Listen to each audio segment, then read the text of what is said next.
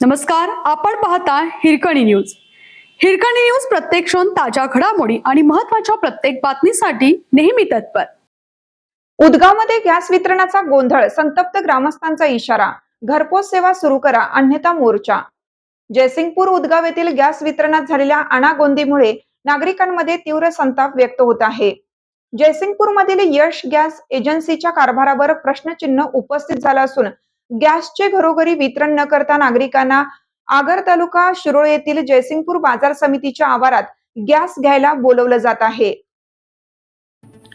उदगाव ते बाजार समिती हे सुमारे 3 किलोमीटर अंतर असल्याने नागरिकांना मोठा त्रास सहन करावा लागत आहे. विशेष म्हणजे या प्रकाराकडे शिरोळ पुरवठा विभागाने दुर्लक्ष केल्याचा आरोपही ग्रामस्थांकडून केला जात आहे. बुधवारी संतप्त नागरिकांनी एजन्सीच्या कर्मचाऱ्यांना जाब विचारत तीव्र नाराजी व्यक्त केली. नियमानुसार गॅस सिलेंडरचे घरोघरी वितरण करणं आवश्यक असताना गेल्या 8 दिवसापासून नागरिकांना सकाळी लवकर रांगेत उभे राहून गॅस घ्यावा लागत आहे. सकाळी 6 वाजल्यापासून रांगा लागूनही उशिरापर्यंत वितरण न झाल्याने नागरिकांचा संताप वाढला. तसेच घरपोच सेवा न देता देखील 915 रुपये पूर्ण आकारले जात असल्याने नागरिकांनी तीव्र आक्षेप घेतला. दरम्यान उदगावमध्येच गल्लोगल्ली गॅस वितरण सुरू न केल्यास एजन्सीवर मोर्चा काढू असा इशारा ग्रामस्थांनी दिला आहे.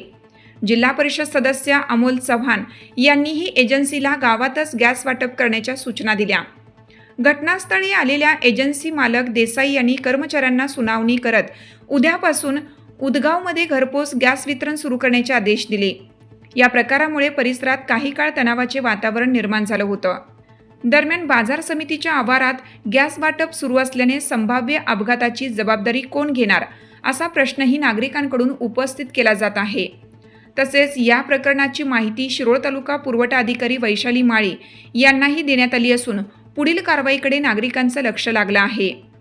मोहिनी चव्हाण, जिल्हा पुरवठा अधिकारी, गॅस एजन्सीकडून घरोघरी वितरण करणे बंधनकारक आहे. अन्यत्र बोलावूनही घरपोच शुल्क आकारले असल्यास ग्राहकांनी पावतीसह तक्रार करावी. हिरकणी न्यूज करिता वासिम मोळे, जयसिंगपूर. आपल्या हिरकणी न्यूज चॅनलला लाईक करा, शेअर करा आणि सबस्क्राईब करायला विसरू नका. आणि रहा अपडेट.